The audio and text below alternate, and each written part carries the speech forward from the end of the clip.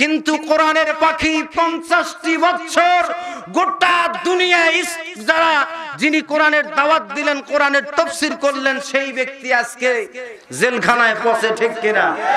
যারা বলুন ঠিক কিনা?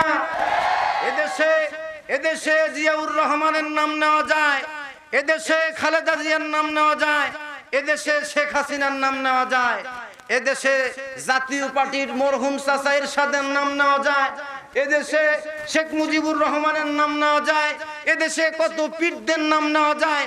কিন্তু দুঃখের সহিত বলতে হয়, বিশ্বনন্দিত মুফাসসিরে কোরআনের নামটা নেওয়া যায় না। ঠিক কিনা? নাম নিতে গেলেও যাদের কাছে সমস্যা মনে হয়, এদের রক্তের মধ্যে ভেজাল। খারাপ লাগতেছে আপনাদের কাছে?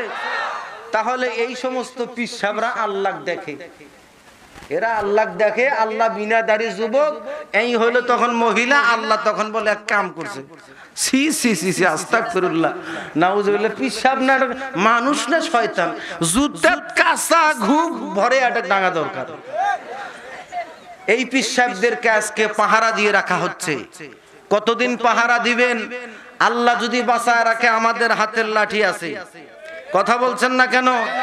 এই লাঠি ঘুরে ধরবে না, স্টিলের লাঠি। এরপরে আসবে লোহার লাঠি, ঘুরে ধরবে না, এগুলা দিয়ে পিটাবো এক একটা করে। কথা বলছেন না কেন? মুআজ্জাজ হাজিরিন, অথচ মুসা আলাইহিস সালাম একজন জলিলুল কদর নবী। আল্লাহ বললেন, ইযহাব ইলা ফিরআউনা ইন্নাহু তাগা, হে মুসা তুমি ফিরআউনের কাছে দাওয়াত নিয়ে যাও। আর আমরা দাওয়াত দেই কাক? মুসলমানক দাওয়াত দেয়। দাওয়াত দেওয়াইয়া ওর বউ গেছে খেতে পানি নিবার, পেটে কাপড় নাই, ওই বরিশাল গেছে বস্তা নিয়ে। কথা কন না কে? ওই গেছে সিলেটে আল্লাহর ওলি হবার, ওর বেটি থাকে ভার্সিটিত, খোঁজ খবর নাই। রাত 12টার পর সিপা গলি যে একা আইসো কি? কথা বলছেন না কেন? আর 10,000 করে টাকা মাসে মাসে দেয়, খোঁজ খবর নাই। ওই ওটে খায়া বাড়িত কয়ে সকিনা, এ তোর ভাত এলাও হয় না। ইস, আমরা ওটে কত বড় বড় গোস্ত ঠুমিয়ে খাইলাম। মানুষটা আর কিছু, ওটা গোস্ত খেয়ে আসছে বাড়িতে। বউ কয়ে, বউ কি খায় তা খোঁজ খবর নেয় না। এটা দিন, এটা দাওয়াত। মাদ্রাসায় লেখাপড়া করছি আমরা, দাওয়াত কাকে বলে আমরাও বুঝি। কথা বলছেন না কেন?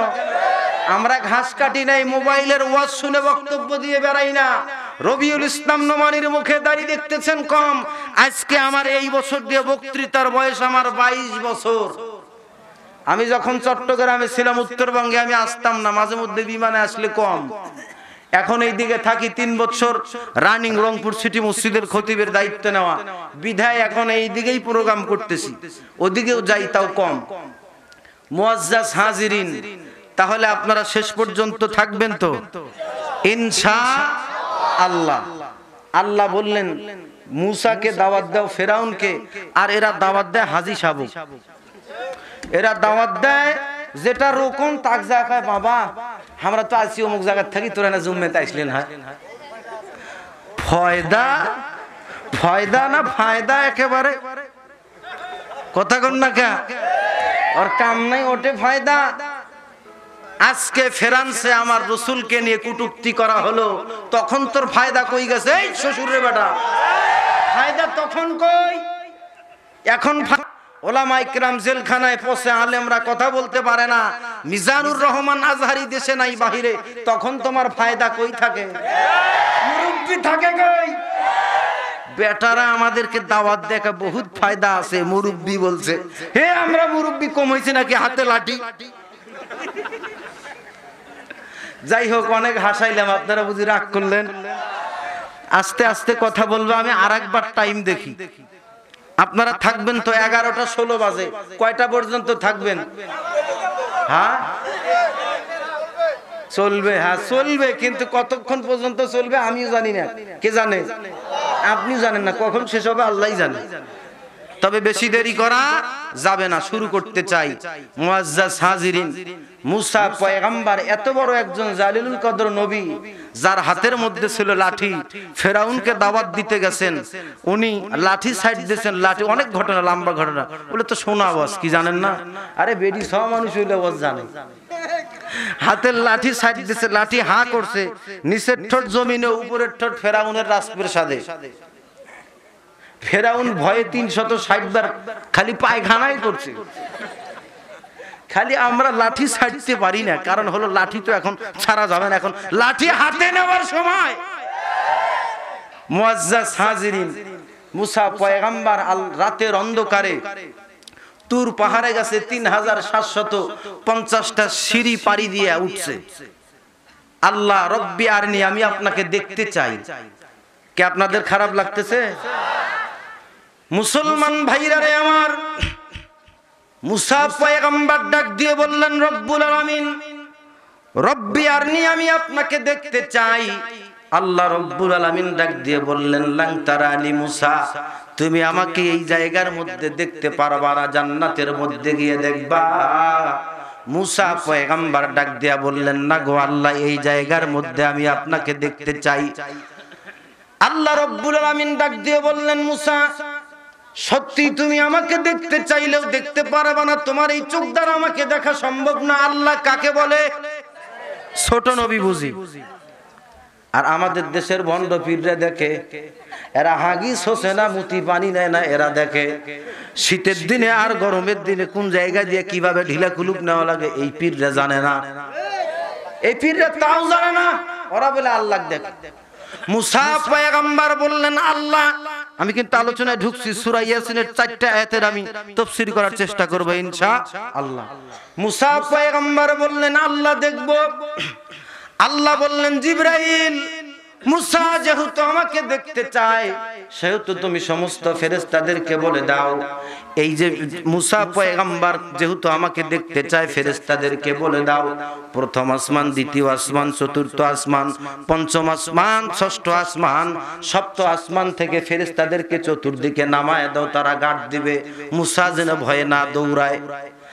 আর আল্লাহ বললেন, এই পাহাড়ের মধ্যে যত জিন আছে তোমরা এই জায়গা ছেড়ে দিয়ে চলে যাও। সাপ, ব্যাঙ, হরিণ, বাঘ, ভাল্লুক যা ছিলেন সবাই যখন চলে যায়, পিঁপড়া পর্যন্ত তাদের ডিমটা মুখের মধ্যে নিয়ে কামড় দিয়ে তারা যাইতেছে। এই মুহূর্তে আল্লাহ বললেন, তোরা এই জায়গা থেকে ভেগে যাও, কারণ হলো আমি আল্লাহর নূরের তাজাল্লি যখন ছেড়ে দিব, এই তাজাল্লিতে কিন্তু পাহাড় পুড়ে যাবে, তোমরাও বাঁচতে পারবা না, তোমরাও পুড়ে যাবে, এই জায়গা থেকে তোমরাও দূরে সরে যাও। এমনকি মুসা পয়গম্বরের কাঁধে 2জন ফেরেশতা ছিল, কেরামান কাতিবিন।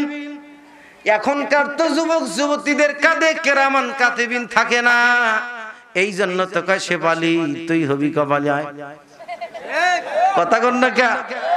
মুসা পয়গম্বরের কাঁধে ছিল কেরামান কাতিবিন। এই 2জন ফেরেশতাকে আল্লাহ পাক সরায় দিলেন। 7 মাইল এরিয়া, চতুর্দিকে কোনো মানুষ নাই, জিন নাই, কোন প্রকার পশু, কোন প্রকার প্রাণী একটাও নাই, একদম ফাঁকা। কারণ আল্লাহ পাকের তাজাল্লি পড়লে কি কেউ কি রক্ষা করে হবে? আগুনে পোড়ার সম্ভাবনা আছে, এই জন্য আল্লাহ পাক তাদেরকে ওই জায়গা থেকে সরায় দিলেন। মুসা পয়গম্বরের কাছ থেকে এক পর্যায়ে বন্ধুরা আমার যখন কেরামান কাতিবিনকে সরায় দিল, এই মুহূর্তে মুসা পয়গম্বর ওই জায়গার মধ্যে দাঁড়ায় আছে। প্রথম আসমান থেকে যেই সমস্ত ফেরেশতারা নামলেন, তাদের আকৃতি, তাদের মুখটা হলো গরুর মাথা যেরকম, মুখ যেরকম, এইরকম। মুসা পয়গম্বর ভয়ে থরথর করে কাঁপতেছে, দেখতে চাইছে আল্লাহকে, কিন্তু আসতেছে গরুর মুখের মতো ফেরেশতা। ভয়ে মুসা পয়গম্বর কাঁপতেছে। হযরতে মুসা পয়গম্বর বলে, ভাই আপনারা আমাকে মাফ করে দেন। ওই ফেরেশতারা ডাক দিয়ে বললেন, চুপচাপ এই জায়গার মধ্যে আপনি দাঁড়ায় থাকবেন, কারণ হলো আপনি আল্লাহকে দেখতে চাইছেন। কেন আপনি এটা বললেন? এই জন্য আপনাকে এই জায়গায় থাকতে হবে, চিন্তার কোনো কারণ নাই। দ্বিতীয় আসমান থেকে ফেরেশতারা আসলো বাঘের আকৃতি নিয়ে। মুসা পয়গম্বর আরো ভয় পাইলেন। 7 আসমানের ফেরেশতাদের গায়ের রং বর্ণনা দিতে গেলে সময় লাগবে প্রায় 3.5 ঘন্টা থেকে 4 ঘন্টা। বিদায় আমি ওই দিকে যাব না, আমার উদ্দেশ্য ওটা না, মূলত একটা পয়েন্ট এখান থেকে বের করার জন্য আমি বলতেছি। মুসলমান ভাইরা রে আমার, হযরতে মুসা পয়গম্বর ওই জায়গার মধ্যে দাঁড়ায়া ফেরেশতারা যখন সেনাবাহিনীর ভূমিকা পালন করলেন, সবাই যখন নামলেন, আল্লাহ রব্বুল আলামিন ৭৪,০০০ নূরের পর্দা সরায় দিয়া সুই চেনেন আপনারা? সুই, এই সুইয়ের যে গোড়া আছে, গাড়া আছে, এই যে মাঝখানে ছোট্ট একটা ছিদ্র, ছোট্ট একটা কানা থাকে, ছোট্ট একটা ছিদ্র থাকে, এতটুকু পরিমাণ নূরের তাজাল্লি আল্লাহ ছেড়ে দিয়েছে। এইটার কারণে তুর পাহাড় জ্বলে গেছে। মুসা পয়গম্বর অজ্ঞান হয়ে জমিনের মধ্যে বেহুশ হয়ে পড়ে গেছে। আওয়াজ দিয়ে বলা যাবে কি একবার সুবহানাল্লাহ? মুসা পয়গম্বর আল্লাহ দেখতে চায়, দেখতে পায় না। আর এই বলে পীর, শয়তান বলে আল্লাহ মাঝে মধ্যে দেখে, আর আমাদের দেশের প্রশাসন তাদেরকেই পাহারা দেয়। দেন, কোনো সমস্যা নাই, দিতে থাকেন। মুআজ্জাজ হাজিরিন, আমাদের কোনো বাধা নাই। অনেকক্ষণ পরে যখন মুসা পয়গম্বরের হুঁশ ফিরে আসছে, এ ভাই উঠতেছেন কি আপনারা? কি বিড়ি খাবার ছুটি যাচ্ছেন? অনেকক্ষণ পরে যখন মুসা পয়গম্বরের হুঁশ ফিরে আসছে, আল্লাহ বললেন, মুসা, এই মুহূর্তে আমি তোমার সঙ্গে কথা বলতে চাই। আল্লাহ বললেন, আমি তোমার সঙ্গে কথা বলতে চাই। মুসা পয়গম্বর বললেন, আল্লাহ আপনি বলেন। এক পর্যায়ে কথা বলতে বলতে দীর্ঘক্ষণ সময় কথা বলার পরে আল্লাহ রব্বুল আলামিন মুসাকে ডাক দিয়ে বললেন, মুসা, এই যে দীর্ঘক্ষণ সময় আমি তোমার সাথে কথা বললাম, বলো তুমি কয়টা কথা আমার বুঝেছো? মুসা পয়গম্বর বললেন, আল্লাহ দীর্ঘক্ষণ সময় কথা বলছেন, কিন্তু আমি আপনার একটা কথাও বুঝি নাই। আল্লাহ বললেন, কেন? আমি তোমার সঙ্গে কথা বললাম ১,৪০,০০০ ভাষায়, তোমার সাথে আমি কথা বললাম। ও মুসলমান, আল্লামা কাজী সানাউল্লাহ পানিপতি রহমাতুল্লাহ আলাই, উনি ওনার তাফসীরে মাযহারিতে উল্লেখ করেছেন, আল্লাহ বললেন, মুসা ১,৪০,০০০ ভাষায় কথা বললাম, এরপরেও কি তুমি আমার ভাষা বুঝো নাই, কথা বুঝো নাই? না গো আল্লাহ, আমি একটা কথাও বুঝি নাই। আল্লাহ বললেন, না বুঝার কারণ হলো রে মুসা, এই ১,৪০,০০০ ভাষার মধ্যে তোমার মাতৃভাষা নাই। কারণ নবী যদি নিজেই না বোঝে, উম্মতকে কি বুঝাবে? আমাদের দেশের পীর সাহেবরা কোরআন শরীফ পড়তে পারে না। ওই সিংহের গাড়ি একটা পীর আছে নীলফামারী, পার্বতীপুর। আমি ওয়াজে গেছি, ওই পীর সাহেব মাগরিবের নামাজ পড়ায়। আমি আস্তে করে মোবাইলের রেকর্ড চালু করি, পীর সাহেবের 2 পায়ের ফাঁকত থুজি, পিছনে গেছি, আস্তে করে ঢেলে দিছি, থাক। পীর সাহেবের তেলাওয়াত দেখবো কত সুন্দর, তাহলে তো বোঝা যাবে ওর দূর কত দূর। ওই পীর না ভণ্ড তখনই বোঝা যাবে। এই সিংহের গাড়ির পীর সাহেব নীলফামারীর, দেখেন না মাঝে মধ্যে যে মাইক যায়, অর্ধেক কেউ ফেজে না বাবা তোমার দরবারে,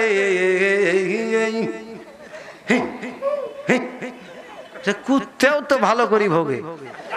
কথা বলছেন না কেন? এই পীর সাহেবের 2 ঠ্যাঙের ফাঁকে থুসি মোবাইল। পীর সাহেব সূরা পড়ে কি শোনেন? আল্লাহু আকবার, আলহামদুলিল্লাহি রাব্বিল আলামিন, আর রহমানির রহিম, মালিক ইয়াউমিদ্দিন, ইয়াকা নাবুদু ওয়া ইয়াকা নাস্তাইন, ইহদিনাস সিরাতাল মুস্তাকিম। শালা কয় কি রে? এই বলে পীর। কোরআন শরীফ পড়ে না, ওই বলে পীর। কে আছে না নাই? ঠিক 2 ঠ্যাঙের মাঝখানে মোবাইলটা থুছিলাম ফেলে।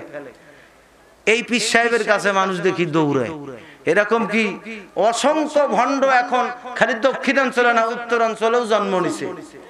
তবে পীর মানি যারা হক্কানি পীর, যারা হক বোঝে, সত্য বোঝে, যারা মানুষকে কোরআনের দাওয়াত দেয় এবং যারা সত্য যেটা সেটা সমাজে তুলে ধরে, এরা হলো পীর। এরকম পীর আছে না নাই? দেখেন ফুরফুরা, সরসিনা, তাদের অবদান আছে কি নাই? ফুরফুরার পীর সাহেবের, সরসিনার পীর সাহেবের গায়ের পোশাক আর বিশ্বনন্দিত মুফাসসিরের কোরআনের গায়ের পোশাক এক দেখবেন, দুজনকার শরীরে সুন্নতি পোশাক। এখন আবার আরেক পীর বাইর হয়েছে, রাজার বাগী। কোন পীর? রাজার বাগ। এই পীর দেয় কুল কায়নাতের সর্বশ্রেষ্ঠ ইবাদত, দিয়ে দিছে ঈদে মিলাদুন নবী। আরে ঈদে মিলাদুন নবী তো পালন করাই জায়েজ নাই। কথা বলছেন না কেন? কারণ একটার সাথে একটা মেলে না, অনেক দলিল।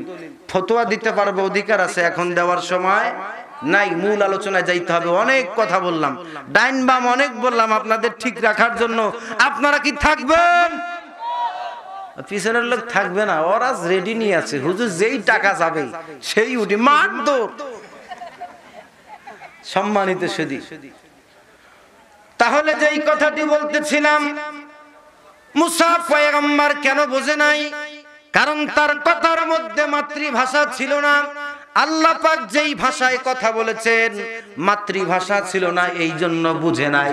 দীর্ঘক্ষণ কথা বলার পরে আল্লাহ বললেন, মুসা শোনো, তোমার পরে ঈসা পয়গম্বরের পরে একজন নবী আসবে, যার নাম হলো মুহাম্মাদুর রাসূলুল্লাহ সাল্লাল্লাহু আলাইহি ওয়াসাল্লাম। তার প্রতি আমি কিতাব নাজিল করব আরবি ভাষায়। কারণ হলো আমি আল্লাহর ভাষা আরবি, জান্নাতের ভাষা হলো আরবি। আমার নবী যেই দেশে আসবে নবীর মাতৃভাষাও হলো আরবি। এই তিনটি কারণে নবীর পড়তে কিতাব দেব আরবি ভাষায়। মুসা পয়গম্বরের সঙ্গে কথা বলতেছেন। আল্লাহ বললেন, ওই উম্মতদের অবস্থা কেমন হবে?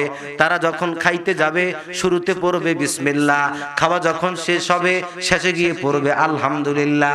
খাওয়া যদি হালাল হয় এই খাওয়ার হিসাব আল্লাহ পাক কোনোদিন ওই নেবেন না। আর আমাদের দেশে যারা সুদ খায়, ঘুষ খায়, অন্যায়ভাবে মানুষের টাকা জমি আত্মসাৎ করে খায়, ভাইয়ের ঠকায় বোনের ঠকায়, আছে না নাই? এরা বলে রমজান মাসে আচ্ছা মতো খাও, আল্লাহ হিসাব নেবে না। এটা কোন ফতোয়া? রমজান মাসে খাইলে বলে আল্লাহ হিসাব নেবে না, হারাম খাবে আল্লাহ ছাড় দেবে? হ্যাঁ, সারাদিন রোজা রাখে না, সন্ধ্যেবেলা ইফতার কেন ঠেলা কি দেন? তুই রোজা থাকিস, তুই তো রোজা থাকিস না, তোর ইফতার কেন এত ঠেলা কে?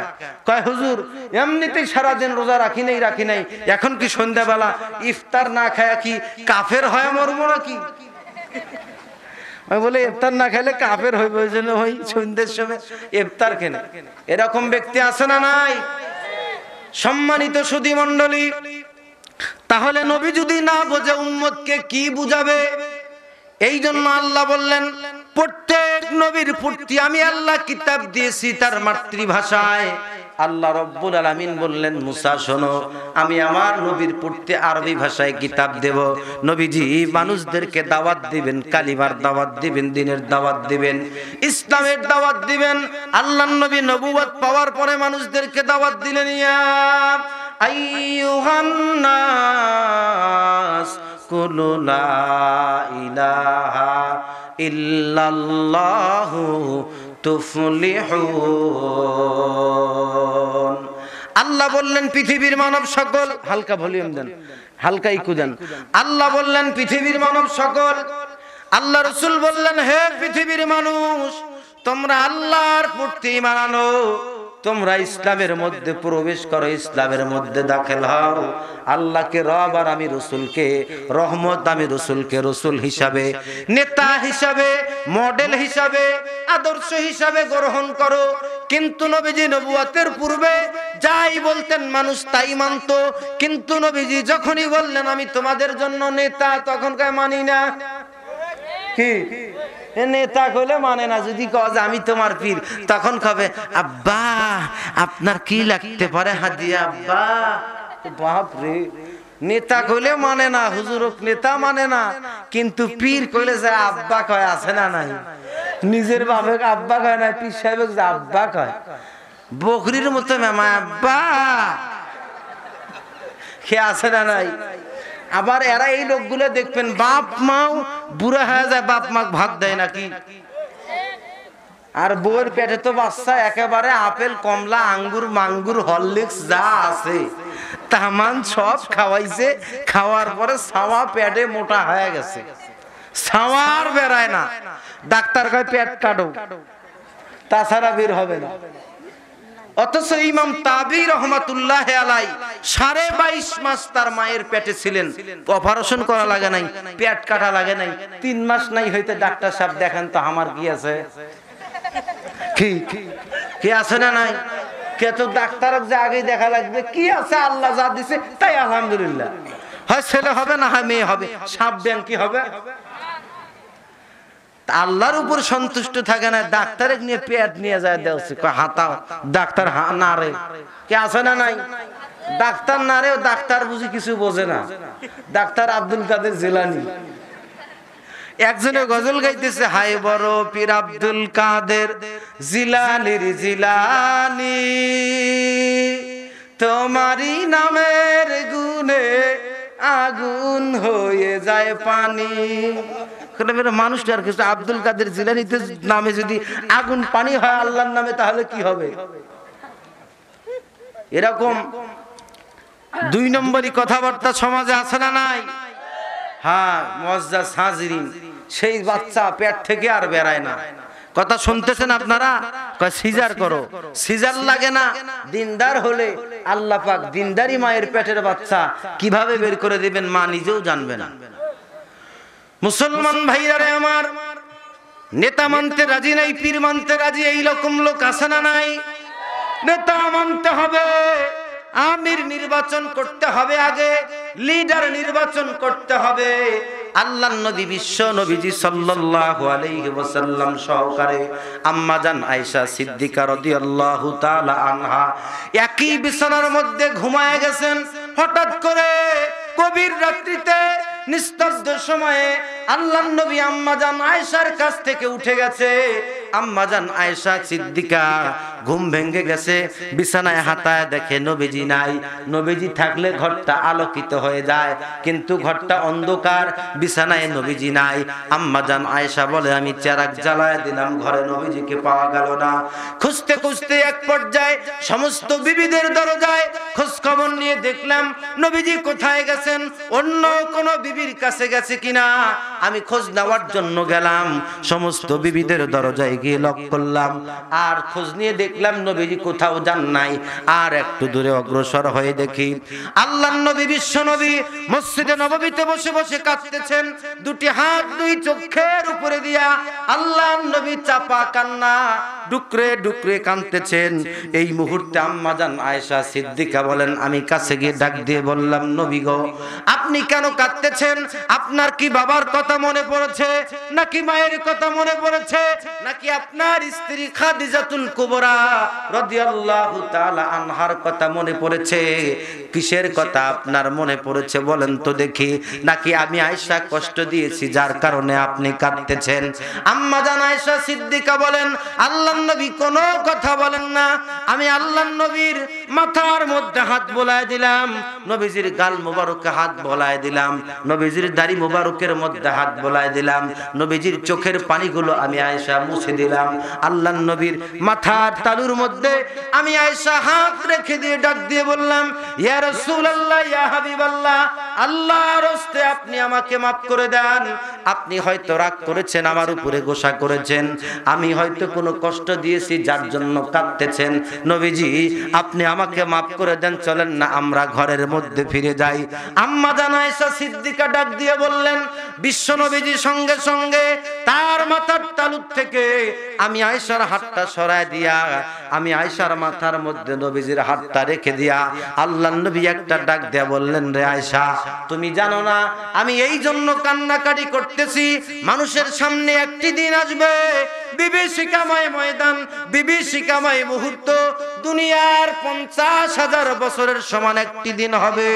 সূর্য মাথার আধাত উপরে চলে আসবে, 12টি মতান্ত্রে 13টি মুখ দিয়ে তাপ দিতে থাকবে, যে পানির ভাবে পানির পিপাসায় জিহ্বা ঝুলে নাভি পর্যন্ত চলে যাবে।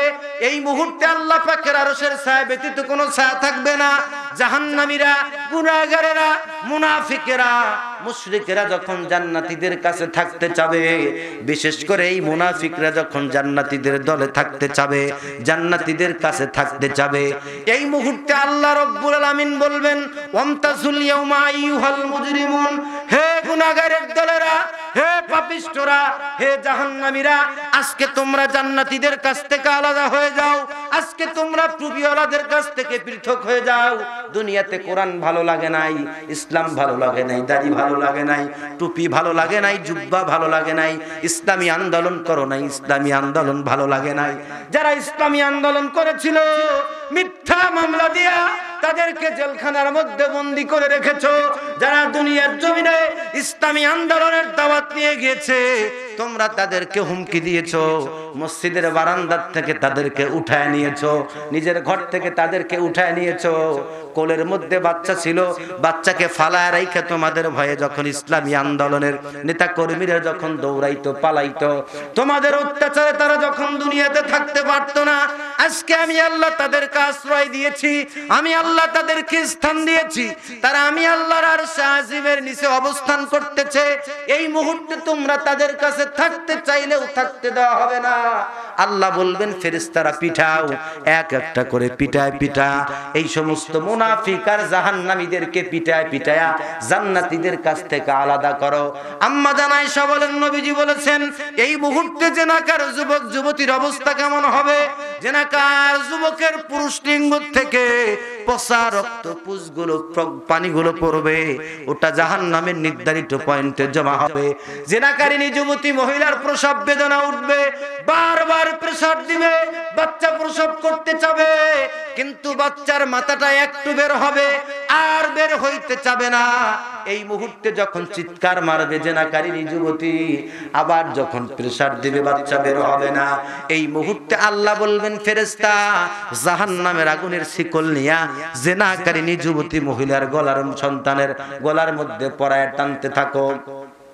আম্মা জান আয়েশা বলেন, আল্লাহর নবী বলেছেন, ও আয়েশা বলো, ওই দিনের কথাগুলি স্মরণ হওয়ার পরে আমি রাসূল কিভাবে আমি রাসূল সুস্থ থাকি, আমি রাসূলের ভালো লাগে না, আমি রাসূলের চোখে কোনো ঘুম আসে না, এই জন্য আমি ওই উম্মতের জন্য কাঁদতেছি। উম্মত যদি আমার দুনিয়ার জমিনে যদি কোরআন সুন্নাহ মোতাবেক চলে, উম্মতের কোনো কষ্ট নাই, দুনিয়াতে কষ্ট হতে পারে।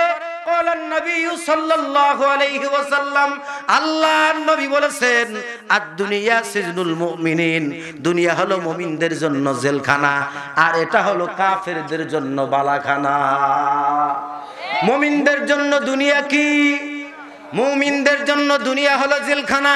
সুতরাং জেল আসতে পারে, জুলুম আসতে পারে, মাইর আসতে পারে, গুলি আসতে পারে, হামলা আসতে পারে, সব সহ্য করব, কারণ হলো আমরা মুমিন। জোরে বলুন ঠিক কিনা?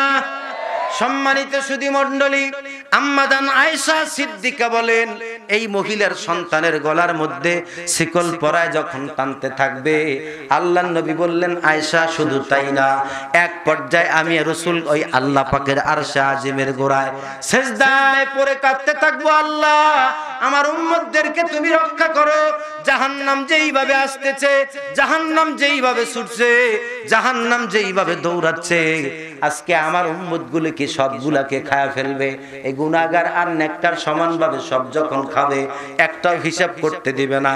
আল্লাহ এই জাহান্নামকে এই জায়গা থেকে তুমি ফিরাও না, ফিরান পর্যন্ত রব্বুল আলামিন আমি এই মাথা উঠাবো না।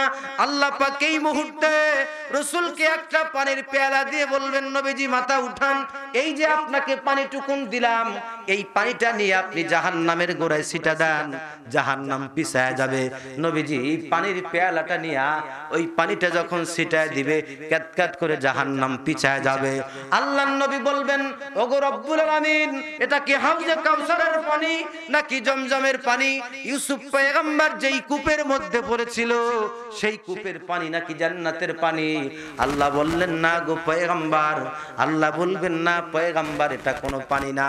আপনার উম্মত উম্মতিরা কোরআন বলার কারণে, কোরআন শোনার কারণে, কোরআন মানার কারণে, কোরআনের দর্শ দেওয়ার কারণে, কোরআনের তাফসীরের ইন্তজাম করার কারণে, কোরআনের তাফসীর করার কারণে, কোরআনের তাফসীর শোনার কারণে, ইসলামী আন্দোলন করার কারণে, বাতিলেরা মুনাফিকেরা যখন তাদের উপর নির্যাতন করেছিল, তারা হতাশা হয় নাই, মুখ ফিরায় নেয় নাই, মাথা নত করে নাই, তারা শুধু তাদের চোখ থেকে দুফোঁটা পানি ছেড়ে দিয়েছিল আর তারা সবর করেছিল। আমি আল্লাহ এই পানিগুলো জমা রেখে দিয়েছিলাম, সেই পানি এই পানি, অন্য কোনো পানি না। সুবহানাল্লাহ কবেন না?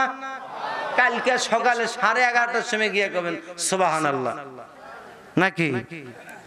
মহিলা মায়েদের জন্য তো ওয়াজ আছেই, মায়েরা হলো এদেশের সরকার, এই জন্য ওনাদের জন্য ওয়াজ করা দরকার। কথা বলছেন না কেন? ঘুরে ফিরে ওনারাই ক্ষমতায় যায় আর নামে ওনারাই আমরা কি? মহিলারা সব জায়গায় স্থান দখল করেছে, একজনকার ঘরের মধ্যে চোর ঢুকছে, ওর সাপ ঢুকছে, ওর বউ কইছে এই সাপ সাপ সাপ সাপ সাপ সাপ। এখন ওই শোনার পরে এই একজন পুরুষ মানুষকে ডাক দাও। ওর অবস্থা খারাপ। ওর বউ কয় এই তুমি কি পুরুষ না? কয় তুমি কি পুরুষ না? তখন কয় তাহলে লাঠিটা দাও, লাঠিটা দাও। ভয়ে অবস্থা খারাপ, লাঠিটা হাতে নিয়ে কোনো মতে সামনে আগাচ্ছে। ওই রকম আমাদের অবস্থা, মায়েদের যে দাপট, এটা দেখে এখন আমরা খুঁজে পাচ্ছি না আমরা পুরুষ নাকি। কথা বলছেন না কেন?